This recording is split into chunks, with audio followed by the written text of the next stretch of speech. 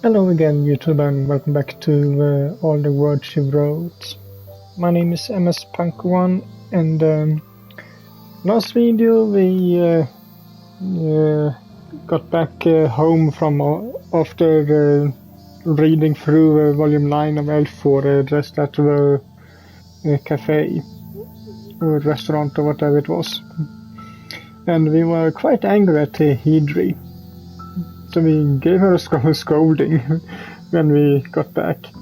But we were so angry, so we forgot one kind of important thing about this whole thing. And I think it just came back to bite us.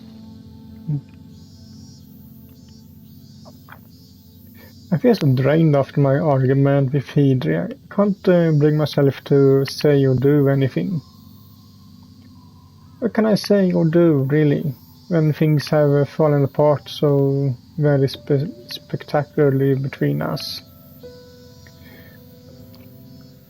Hijiri shooed me out of her home in disgrace, without so much as a goodbye, or perhaps more appropriately, a good riddance. She didn't even deign to spare me so much as a backwards glance, as she just throw me out and closed the door. He was so keen to get me gone, I only had the time to pack a few of my belongings. Stuffed some shirts and skirts into my messenger bag, but that's all I was able to take with me. The rest of my clothes are folded up in the drawers of Hijiri's newly unoccupied guest bedroom, along with all of my ATWSW merchandise. Only if I'd be able to get my stuff back. I'd like to get my hands on my ATWSW figures at least, but not even the thought of my Princess Luluna 1/7 scale can console me. How can it, when the character who inspired the said figure is dead?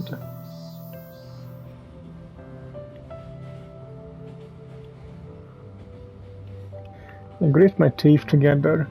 My body feels tense, like a drawn bowstring. I can hardly believe I said so many awful things to Hijiri. It's true enough that I was upset, but definitely took things too far. I want to apologize, but even I can tell the stupid who I am that it's too late for that. I already ruined everything. There's no way I can ever face Hijiri now. Not even to retrieve the rest of my belongings. Sai will have to collect all my old stuff on my behalf. Not that it matters. My ATWSW merchandise will never be able to fix how wretched I feel.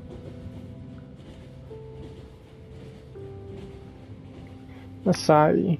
My cheek pressed against the dear train window. I think it is, dirty train window. The old-fashioned train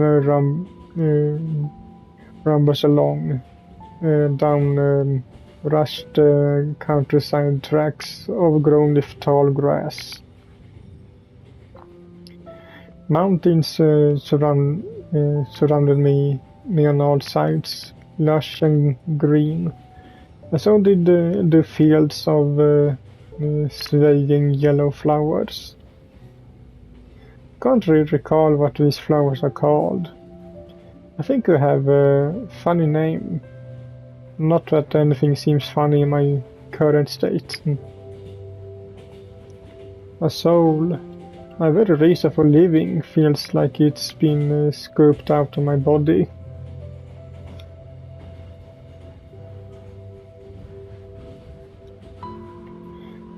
In one day I lost not only Princess Luna, but Hijiri's friendship. I'm a new home.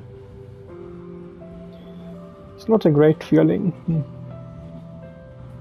In fact, I feel pretty rotten.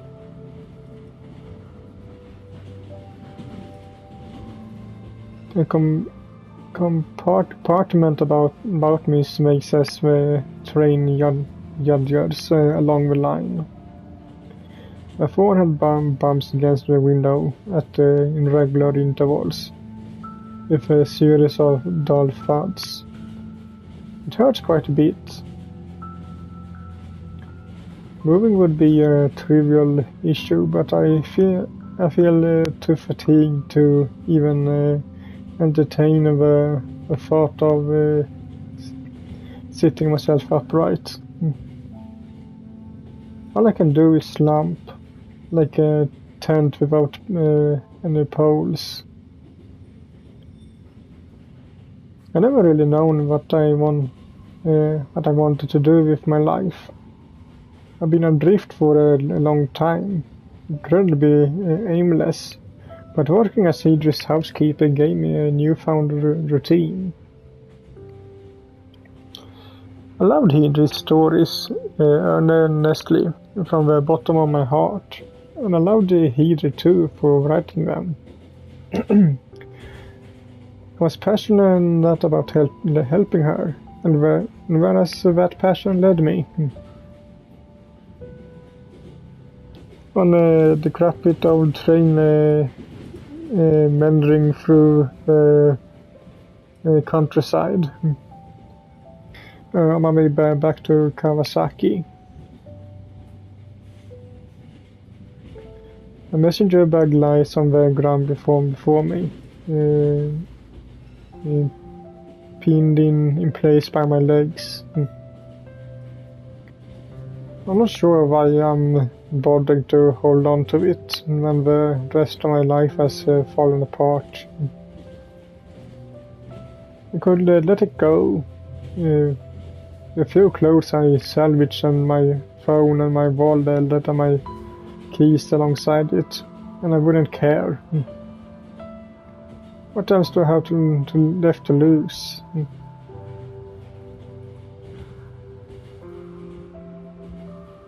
Rumbling of the train echoes in my ears. My head hurts. Outside the scenery flashes by. Mountains and forests and fields blur together. Nothing more than faint, indistinct shapes. Is it raining outside? No, the water's too far for that, or fair. The sky is clear and blue, where I feel cast into the doldrum of despair, and the sun is shining. The fault, as always, lies with me. It takes me a few moments to realize it, but when I do, I gasp. I'm crying.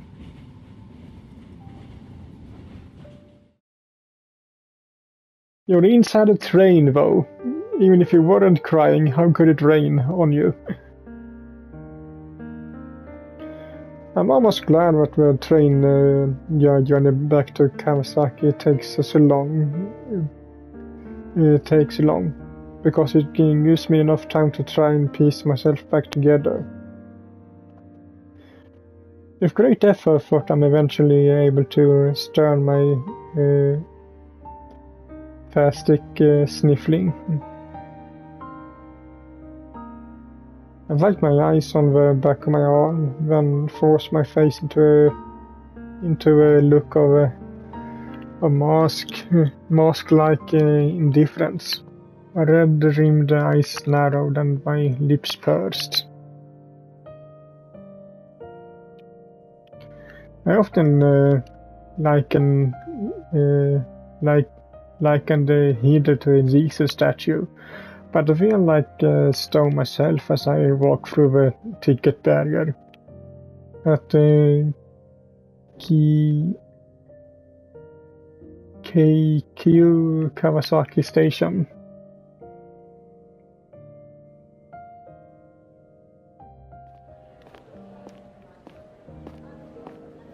It's still bright when I step onto Kawasaki's familiar streets, and the sun sears the top of my head.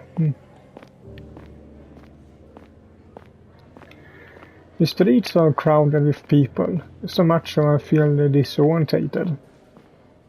I only spent 3 months in the countryside, but that was enough time to disconnect me from the hustle and bustle of the city life. I walked back home with my head down. I feel too ashamed to meet anybody's eye. Crowd that swells around me is anonymous, but I'm afraid. Feasibly so that everybody knows what I've done. I've been sent away from my old home in disgrace.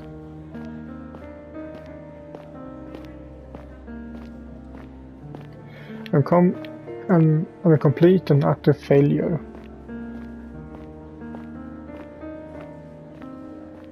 When I passed by Blue Mountain, where I used to work, I briefly wondered whatever Nina is there, behind the counter, but I don't go inside to check.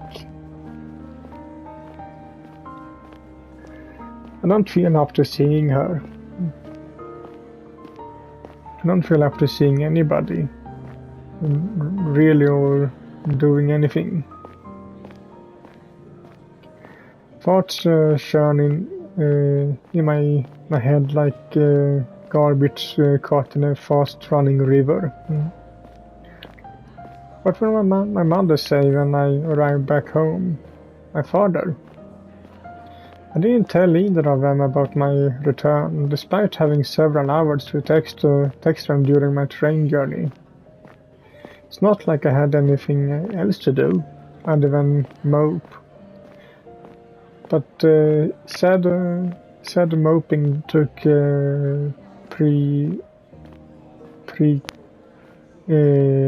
importance over everything else. I did fish my phone out a few times during my homeward journey, but I couldn't bring myself to type anything. Confiding in my parents was at least frightening thought, but I can't keep putting it off. I take a right turn down a residential street, leaving the more built-up area around the train station behind me. There are still people here lingering on the sidewalk, but there aren't nearly as many. The soles of my shoes slap against the ground, and my messenger bag bumps against my side. A house is coming into view. I take another right turn, and there it is. Seems to loom in front of me, though it's not particularly large home. Only 2 floors were worth, with a flat roof topped with a spiky television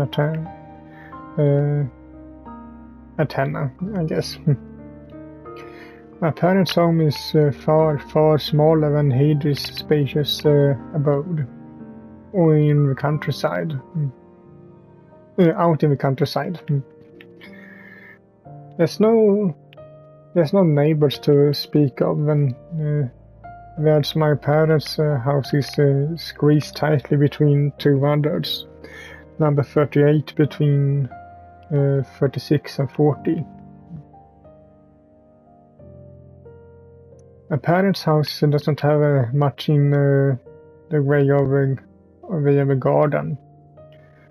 There's a few bushes at the front of the house, and a small strip of manicured lawn, but that's about it. There's scarcely any trees around here, only grey sidewalk. Hijiri's home has never felt further away. I miss it, but it's too late for regrets now.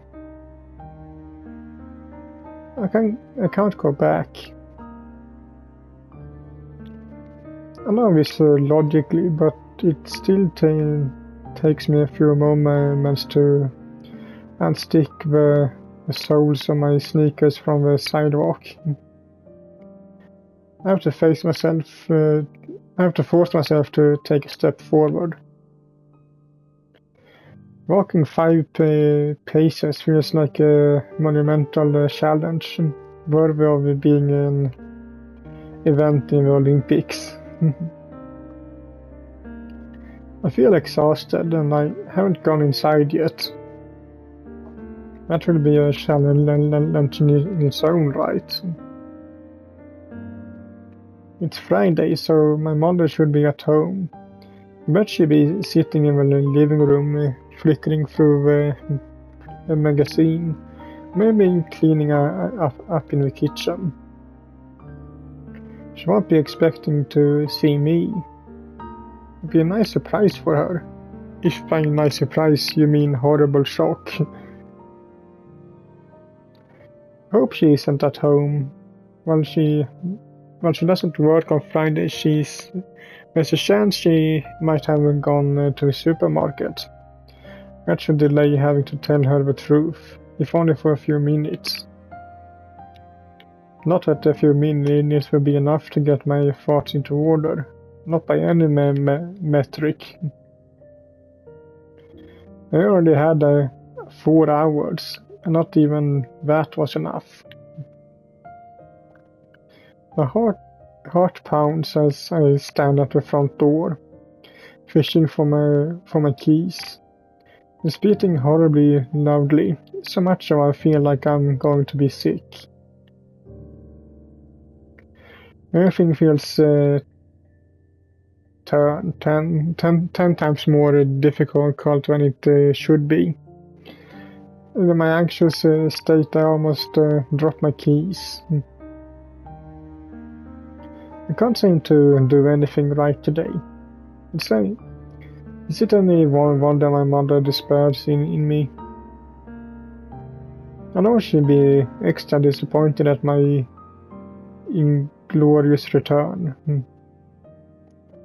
Sai gave me a wonderful job. She practically handed it to me on a platter, and I screwed it up. I'm so stupid.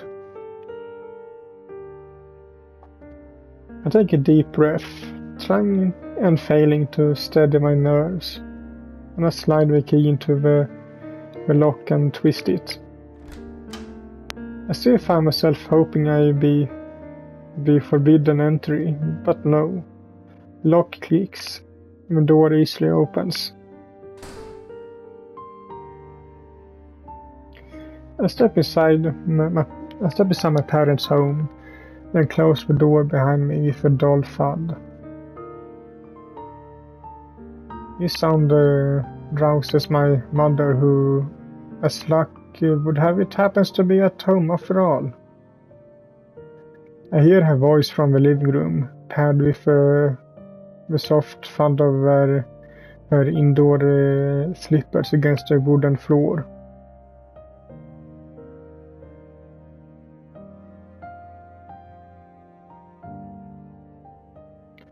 My mother begins, but her voice trails off when she sees me. Her eyes meet mine.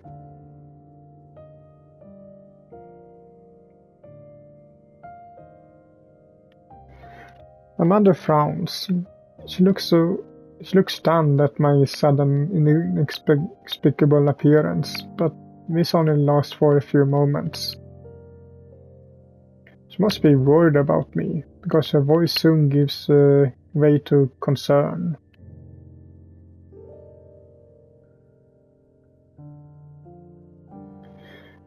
During the last 4 hours, I prepare myself to face my mother's disappointment, even her anger. I didn't think she'd be so sympathetic. I really must look awful. Can't confirm it. Not having seen my reflection in the mirror. But I can tell by my mother's expression how dire things must be. I know my clothes and my hair look a mess after my long train journey, and I managed to cry all my makeup off. I can't stop shaking. I've been doing my best to keep it together, really, I have, but my mother's gentle concern makes something snap inside me. A dam bursts. Then with a loud cry. Oh Mom, I'm so sorry. I did something so stupid and now I've ruined everything. I'm such a moron. I fling myself into my mother's arms and begin to sob.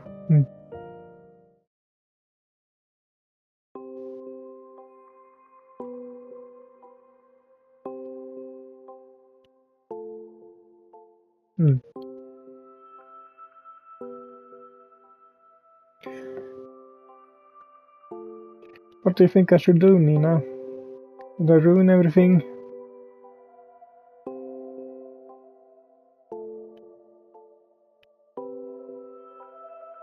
Will Hijiri ever like me again?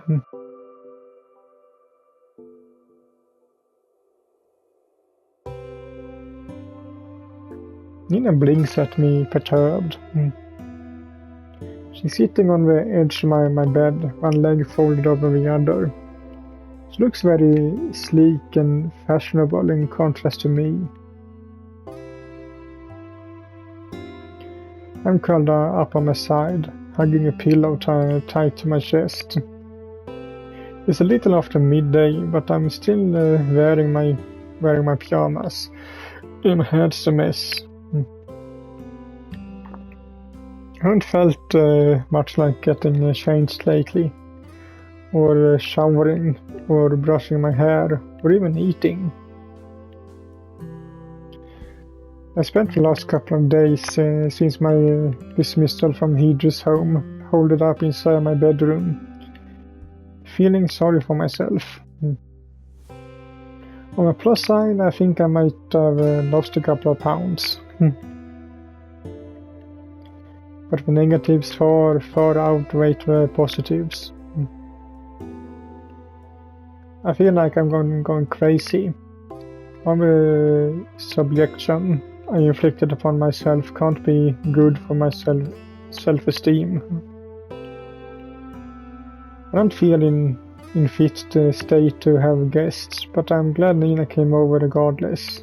It took me a whole day to muster up the courage to send her a text informing her of my situation. But the moment that I did, she agreed to drop everything solely for my sake. Nina might not look like much of a good girl, what with her dyed hair and her acrylic nails, but she's a definite sweetheart. I don't know if I deserve such a considerate friend. I feel like I don't deserve anything much other than, I don't know, death, or maybe disembowelment. Wouldn't wanna be too melodramatic. It's not like I've gotten myself fired all while ruining my relationship with my idol. Well, that's what you did, so...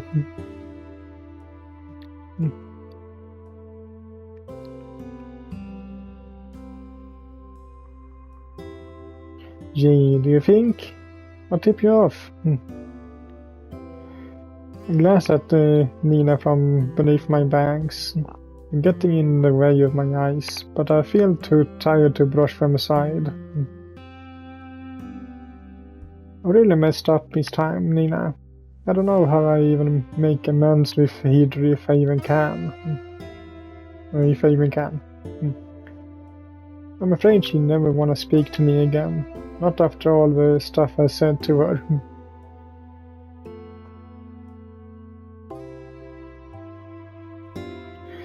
I gave Nina a brief account of my blowout with Hijiri over text, but it was very abridged. Not sure I was able to communicate how rapidly the situation descended, especially given all the typos I made in my text. My fingers were shaking quite a bit before I sent it. I don't want to go into it now. Talking about it only makes me feel worse. I did call her B, though.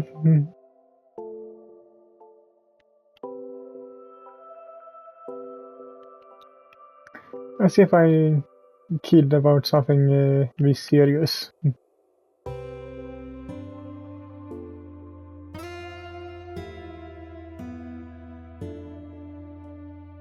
I know, right? I'm so stupid. I hugged my captured pillow even more tightly to my chest and buried my head in it. I feel so ashamed of that, what with my messy hair and pyjama-clad body. I can no longer bring myself to look Nina in the eye. Would you forgive me if I called you that?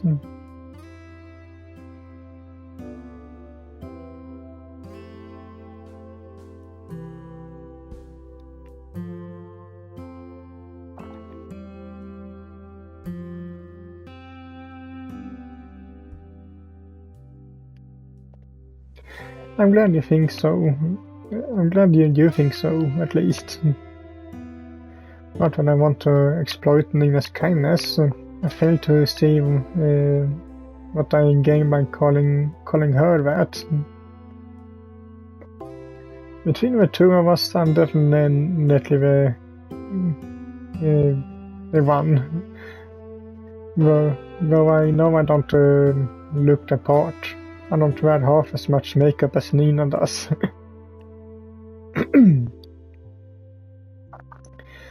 It's funny how that works out. But Hijiri's not like that. She's definitely the type who holds grudges. Was pretty aloof when we first met, but she toured out over time. I thought we made a real connection, and then a sigh. But it comes out sounding more like a groan. I'm not screwed it all up like I always do.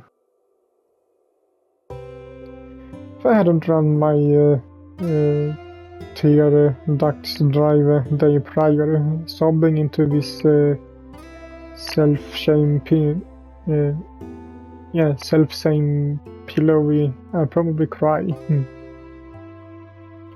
Fortunately, I feel so dried out and discarded the tears.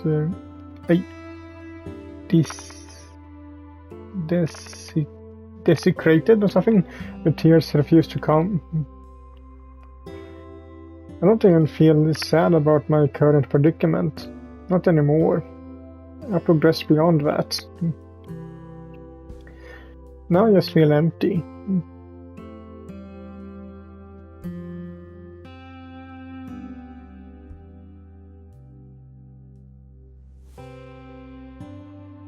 Oh, I said so many horrid things, all because of a fictional character. Princess Luna isn't even real. There was no need for me to get so angry. I still don't know why I blew up like that. Makes no sense. I sounded like a really crazy person.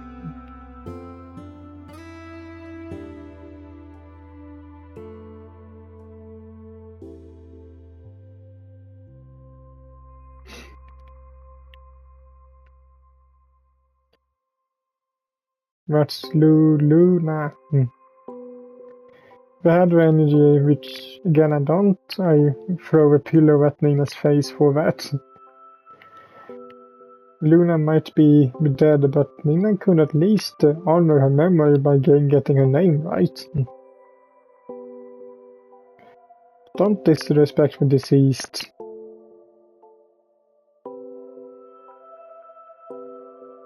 Nina apologizes, but she doesn't sound very sorry.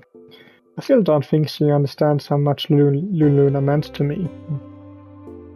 Maybe she have more of a clue if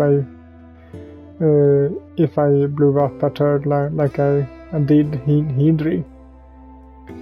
But I exhausted all of my anger already. I don't want to push Nina away too.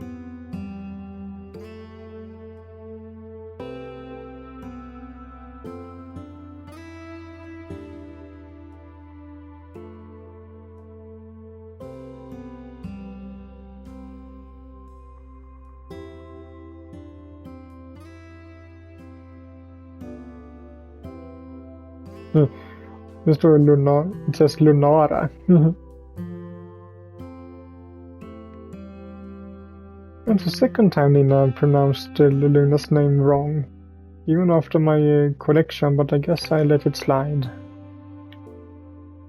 It's not like we're in class. She's not going to get graded on this. What do you mean?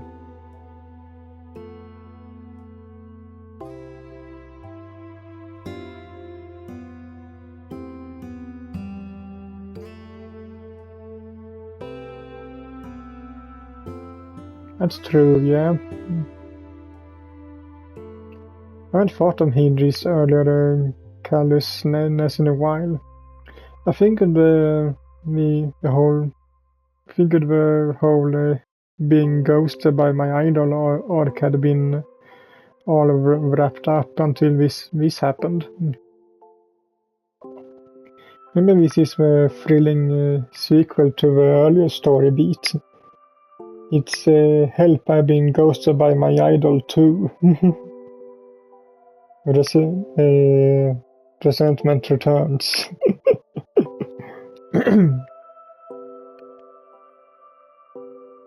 hope there won't be any further installments of this series. I'm worn out. Well, you must have a trilogy. Everything must have at least a trilogy.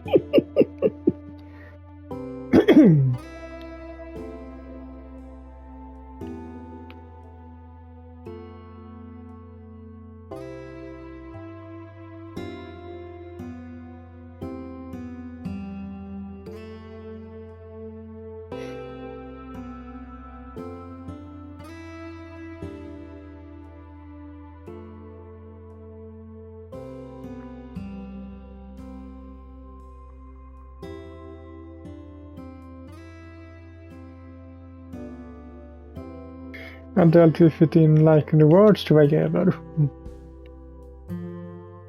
I wish I could see Hijiri again. I miss her.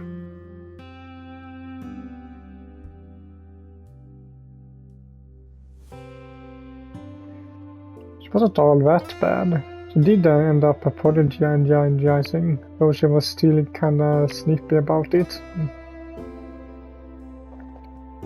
She poked fun of me a lot, but didn't really bother me. I think that's just the way she is. She used to keeping people at a distance. Maybe it's because of her family situation. Doesn't sound like she has the best relationship with her parents. Not that I know very much about that. Don't know much about Hijiri at all, really. I wins. And I had the audacity to call her a bad person. I mean, who does that?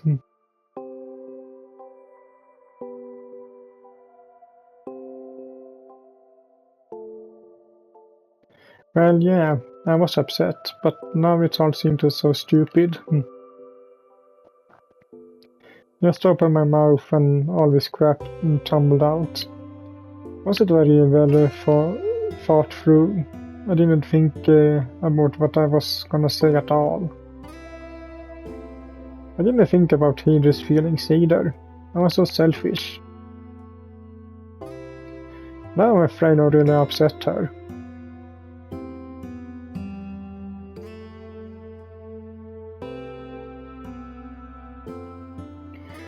Can't think about anything else.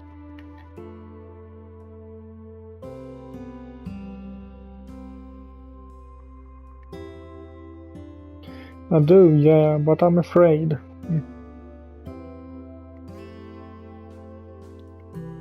Being rejected? I don't know if I could bear it. Not a second time. I still haven't recovered from being kicked out of her home. It hurts.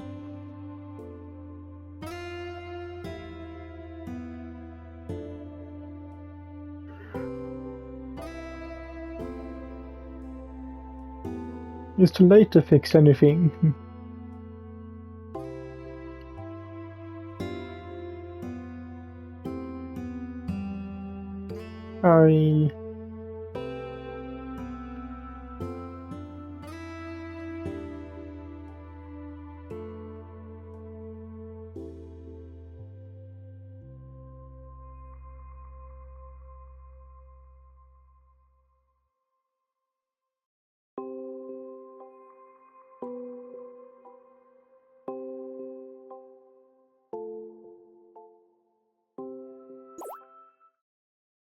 Huh?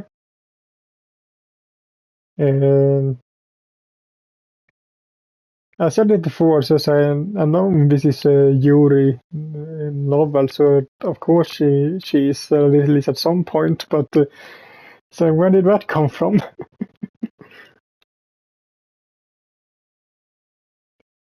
I've been feeling insensible these last 2 days, all wrapped up in my despair. But the big L word cuts through my despondency. I scramble upright, still clutching my pillow, my eyes agog. What are you talking about, Nina? You don't really think that, do you?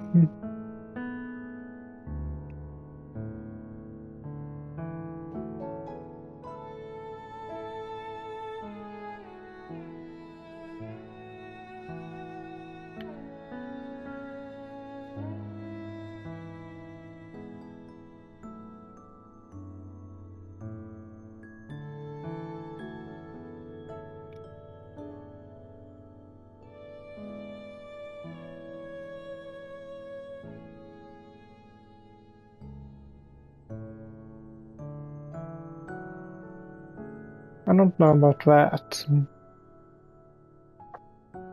I respect Hijiri a bunch, sure. She is my favorite author.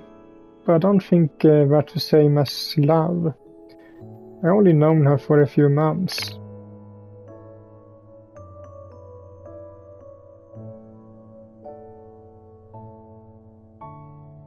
It's not logical. Well, is love logical?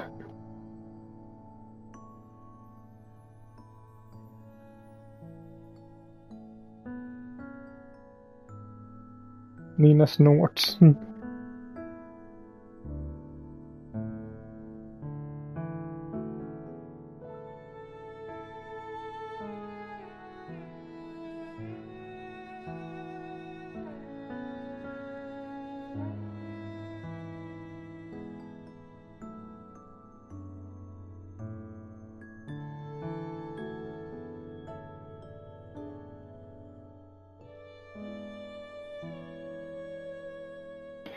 I don't reply to this. I can't find the words. I had this reeling.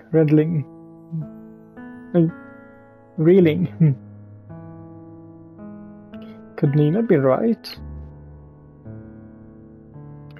Do I really have a crush on Hijiri? Not giving it much thought. But if it's true, it go a long way to explaining why I feel so wretched. I had arguments with friends before, but they never made me feel like this. It really does feel like part of me has been torn out and thrown into the trash. So I love Hijiri. I guess I can accept that. Strange things have happened.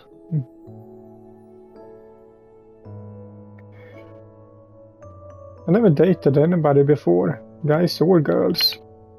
But I think that from my first year of high school I preferred a woman. I had some pretty intense relationships with other girls on the internet forums during high school.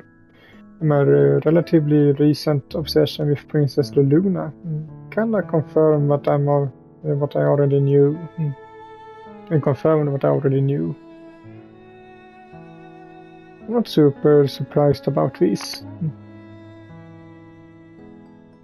Kind of a relief actually, having my feelings spelled out for me. But what am I supposed to do about them?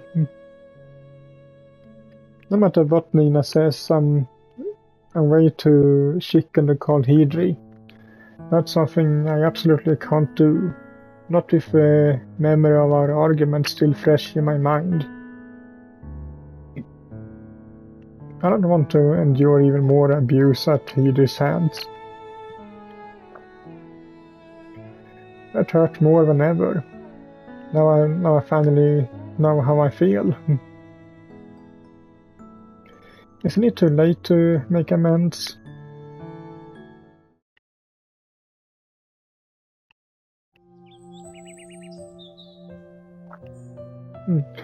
And that will be it for this video. So I hope you liked it, and if you did so, leave a like to it as usual, and I will see you all in the next one. Bye.